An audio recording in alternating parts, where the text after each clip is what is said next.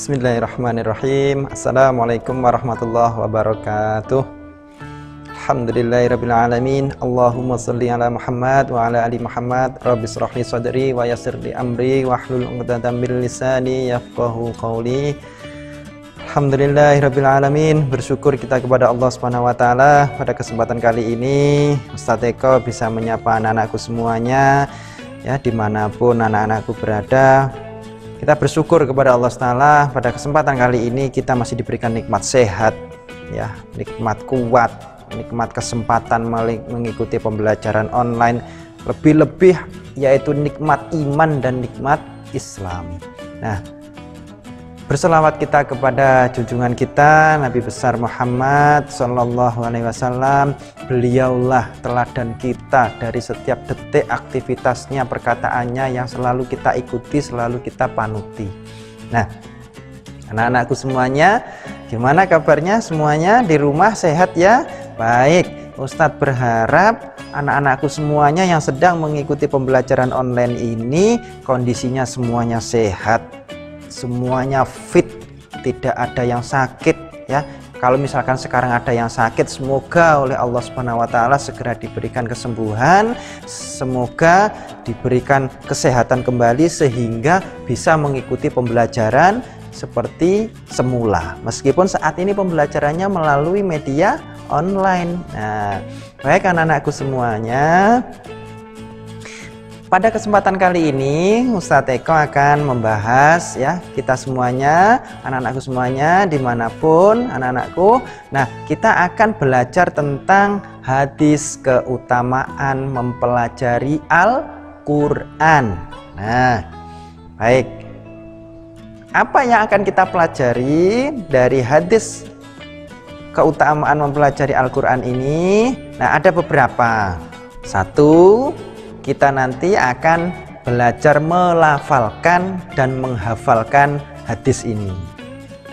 Kedua, kita akan menulis dan mengartikan hadis ini ya. Yang ketiga, kita akan mengamalkan apa isi kandungan yang ada di dalam hadis ini. Itu tiga hal yang akan kita pelajari dari hadis keutamaan mempelajari Al-Quran. Bagaimana bunyi hadisnya? Nah, hadisnya berbunyi khairukum man ta'allamal qur'ana wa 'allamahu. Nah, sekali lagi ya. Khairukum man ta'allamal qur'ana wa 'allamahu. Gimana? Bisa ya? Mudah kok, cuma pendek ya. Sekali lagi, khairukum man ta'allamal qur'ana wa 'allamahu. Nah, artinya apa?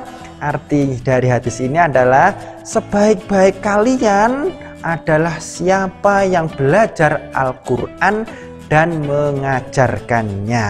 Nah, itu hadis dari Rasulullah yang sangat luar biasa. Rasulullah SAW mengatakan kepada umatnya yang sampai kepada kita bahwa sebaik-baik orang, sebaik-baik manusia itu adalah yang belajar Al-Quran dan mengajarkannya ya. Dari hadis ini kita bisa memahami satu ya, bahwa Al-Quran itu adalah firman Allah.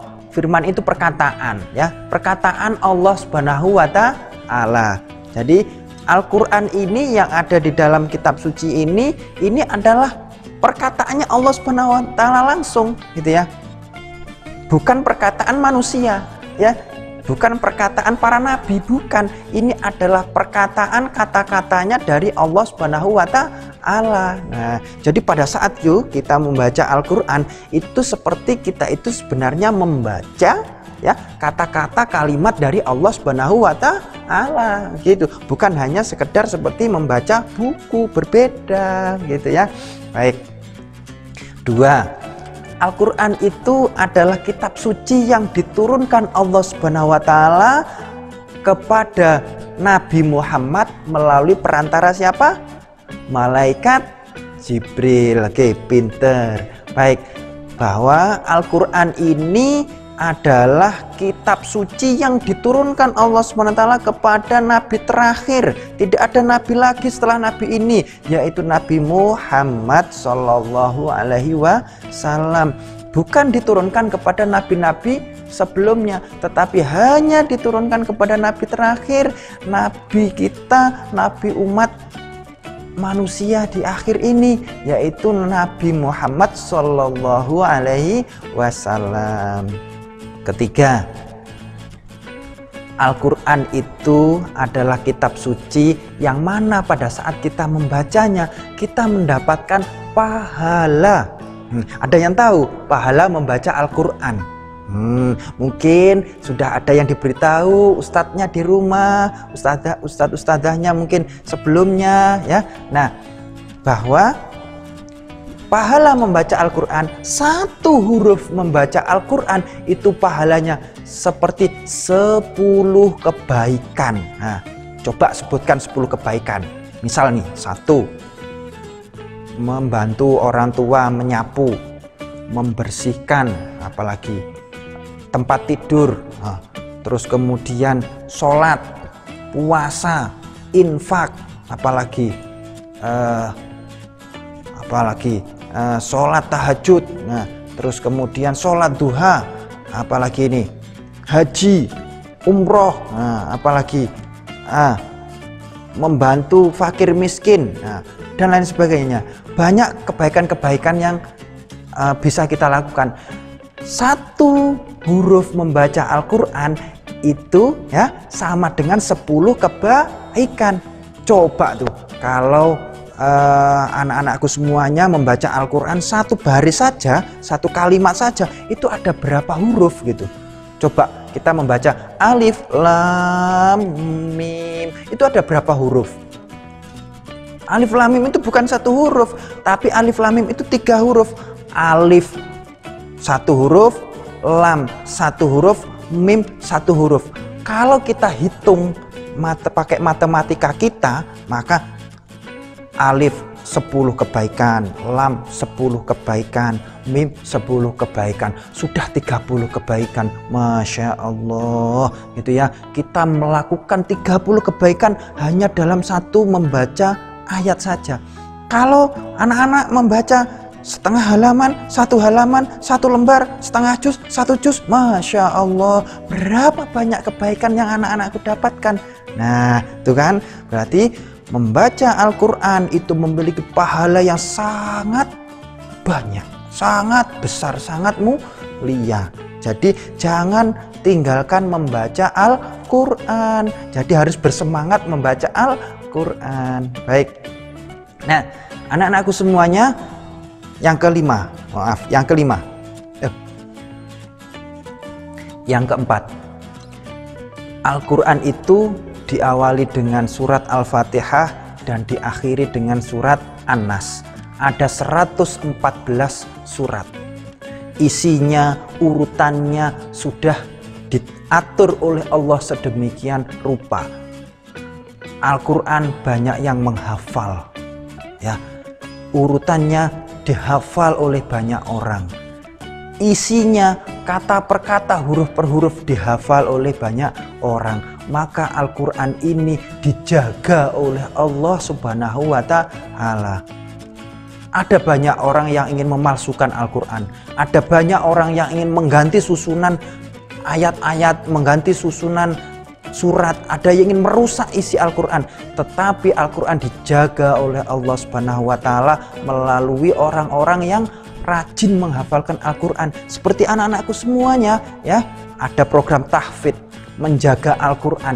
Berarti anak-anakku semuanya ini memiliki tugas yang sangat mulia di hadapan Allah Subhanahu wa Ta'ala dengan menghafal Al-Quran. Ini di hadapan Allah Ta'ala mendapatkan perhatian yang sangat luar biasa, mendapatkan posisi yang sangat luar biasa, mendapatkan jabatan, mendapatkan pahala yang luar biasa. Di dunia insya Allah akan dimudahkan kesulitan-kesulitannya, lebih-lebih nanti di akhirat dia akan dimasukkan ke dalam surga. Jadi harus bersemangat tuh dalam menghafal Al-Quran, ya. Jangan sampai program tahfidz kita yang sudah kita jalankan menjadi berhenti atau naudzubillah min dzalik kita tinggalkan. Jangan sampai, tetap semangat ya dalam menghafal Al-Qur'an. Nah, berikutnya yang kelima, Al-Qur'an ini adalah petunjuk bagi semua manusia. Al-Qur'an bukan hanya petunjuk untuk umat Islam, tetapi untuk semua manusia yang kulitnya kayak Ustadz ini hitam ya, ada orang yang kulitnya putih, kulitnya apapun warnanya. Al-Quran ini untuk semua manusia, kulitnya warnanya apapun, negaranya dimanapun, bahasanya pakai bahasa apapun gitu ya. Nah, Al-Quran ini sebagai petunjuk hidup manusia. Nah, kalau kita di jalan tuh ada rambu-rambu lalu lintas, boleh lewat sini, tidak boleh lewat sini, kalau begini harus stop, kalau ada rambu-rambu ini boleh jalan. Nah, Al-Quran itu seperti itu. Manusia dalam hidup itu harus ada rambu-rambunya, harus berhenti, harus berjalan, harus belok, kurang lebih seperti itu. Harus ada aturan-aturannya, yang ini boleh, yang itu tidak boleh.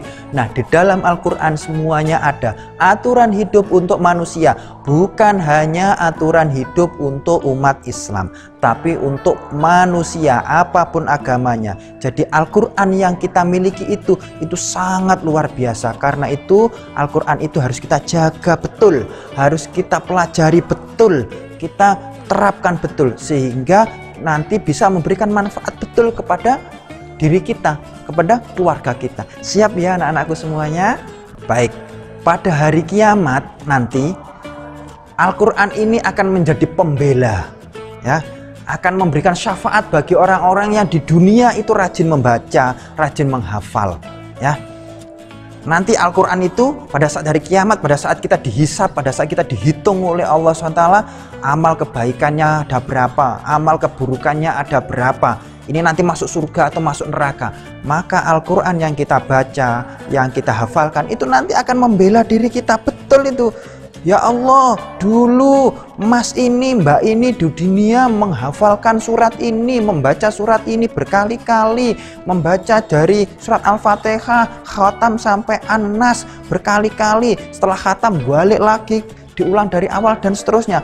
Al-Quran memberikan pembelaan. Ya Allah, dulu saya dibaca di dunia, ya Allah saya dihafal di dunia, maka jangan kau masukkan neraka, masukkanlah dia ke surga. Mungkin kurang lebih seperti itu pembelaan Al-Quran. Wallahu a'lam. Tetapi yang jelas Al-Quran itu nanti akan membela kita ya, pada saat kita menjaganya dengan betul, membacanya dengan baik ya, berusaha untuk mempelajarinya, maka Al-Quran akan jaga kita, akan membela kita di yaumul kiamah. Ayo, siapa yang mau dibela oleh Al-Quran nanti di hari kiamat? Maka kita harus membaca Al-Quran, menghafal Al-Quran, mempelajari Al-Quran, dan mengamalkan isi Al-Quran di dunia ini, agar kita nanti di akhirat dibela oleh Al-Quran. Nah, semangat ya anak-anakku semuanya. Anak-anakku semuanya, berikutnya perumpamaan orang yang rajin membaca Al-Quran dan tidak rajin membaca Al-Quran itu seperti rumah yang roboh ya. Kalau kita itu naudzubillah min dzalik tidak rajin membaca Al-Quran, itu seperti rumah yang roboh. Kita tahu tuh rumah yang roboh tuh puing-puingnya kemana, hancur berantakan dan sebagainya. Nah, itulah ciri tanda ya, ibaratnya orang-orang yang tidak pernah membaca Al-Quran ya, yang sangat malas membaca Al-Quran, seperti rumah yang roboh, rusak, nggak bisa kita tempati. Tetapi kalau anak-anak yang soleh, solehah seperti anak-anakku semuanya, rajin membaca Al-Quran, rajin menghafal Al-Quran, maka itu seperti sebuah istana yang megah, yang mewah, yang bercahaya. Nah, dilihat oleh malaikat, disukai oleh Allah Subhanahu wa Ta'ala, dilindungi oleh Allah Subhanahu wa Ta'ala. Nah, indah bukan orang yang membaca Al-Quran, menghafal Al-Quran, mengamalkan isi Al-Quran. Nah, oke ya. Nah, perbuatan-perbuatan apa saja yang termasuk dalam mempelajari Al-Quran? Di antaranya satu ya, mempelajari makhrajul huruf, gharib, ilmu tajwid ya, membaca dari jilid per jilid, naik, terus kemudian ada tes, itu adalah bagian dari kita mempelajari Al-Quran. Nah, jadi tetap semangat. Yang sekarang masih jilid, tetap semangat. Yang sekarang sudah gharib, sudah tajwid, belum Al-Quran, tetap semangat. Yang sudah Al-Quran, tetap semangat, membacanya digenjot lebih banyak lagi, hafalannya diperbanyak lagi. Nah, terus kemudian yang kedua, ya, orang-orang yang mempelajari Al-Quran itu dia suka menghafal ayat-ayat yang ada di dalam Al-Quran. Meskipun menghafalnya berat, ya Allah Ustadz, saya ini menghafalnya berat, nggak nambah-nambah, nggak apa-apa, diulang-ulang semampunya, sekuat tenaga, karena Al-Quran inilah yang akan membela kita nanti di yaumul kiamah, ya, yakin itu. Sekarang nambah 1 ayat, besok setengah ayat, besok 1/4 ayat, nggak apa-apa, tetap kita lanjutkan, ya. Apakah Ustadz juga menghafal? Ustadz juga menghafal, semampu juga kemampuan Ustadz. Jauh dibanding dengan anak-anakku semuanya. Sekarang sudah ada yang juz 28, ya, menghafalnya sudah banyak, sudah cepat sekali menghafalnya. Tetap semangat, ya. Berikutnya, mempelajari Al-Quran bisa dilakukan dengan cara mempelajari arti kata per kata. Kan sekarang sudah ada tuh Al-Quran yang arti kata per kata. Tuh harapannya udah punya tuh di rumah. Kalau belum punya ya enggak apa-apa lah gitu ya. Minimal ada Al-Quran yang sudah ada terjemahannya. Terus kemudian selain itu kita mau membaca tafsirnya. Setelah artinya membaca tafsirnya, itu adalah bentuk kita mencintai Al-Quran, kita mempelajari Al-Quran. Lalu mempelajari asbabun nuzulnya. Asbabun nuzul itu apa? Sebab, musabab, atau penyebab ayat ini diturunkan. Apa sebabnya ayat ini diturunkan? Ada kejadian apa ini sebenarnya kok sampai Al-Quran ini diturunkan? Contoh misalkan turunnya surat Al-Falaq dan An-Nas. Nah, kita sering Ustadz menyampaikan di sekolah bahwa turunnya surat Al-Falaq dan An-Nas itu turun pada saat Rasulullah terkena sihir, gitu ya. Nah, itu asbabun nuzul. Nah, bagaimana surat-surat yang lain, penyebab turunnya apa dan sebagainya. Nanti kita pelajari di bab asbabun nuzulnya. Nah, bisa belajar dengan siapapun, dengan ayah, bunda, dengan ustadz di lingkungannya, atau cari di internet. Nah, itu banyak. Nah, berikutnya mengamalkan isi kandungan Al-Quran. Nah, isi kandungan Al-Quran itu banyak. Ada tentang sholat, zakat, sebentar lagi berkorban, terus infak, sodako, haji, menutup aurat, membersihkan tempat tinggal, umroh, dan lain sebagainya. Banyak sekali kebaikan-kebaikan yang diajarkan oleh Al-Quran, ya. Kita harus berusaha mengamalkannya. Kaidahnya, karena yang diajarkan itu banyak, tentu kita akan merasa berat. Ya Allah, Ustadz, berat Ustadz, banyak sekali. Nah, kalau kita tidak bisa melaksanakan semuanya, tidak apa-apa. Tapi jangan ditinggalkan semuanya. Lakukan satu dulu, bisa rutin dilakukan. Selesai, ganti satu lagi, tambah satu lagi, tambah satu lagi, dan seterusnya. Allah SWT mencintai amal yang sedikit tapi rutin, ya. Insya Allah kita berlatih mumpung masih kecil, mumpung masih SD, anak-anakku semuanya berlatih melakukan kebaikan-kebaikan. Siap ya, nah, menjadi anak yang solih-solihah, yang gemar mempelajari Al-Quran dan mengamalkan isinya. Oke ya, anak-anakku semuanya, kandungan dari hadis tadi, khairukum man ta'allamal Qur'ana wa 'allamahu, ya, 1, perintah untuk mempelajari Al-Quran, ya, sudah tadi saya sampaikan.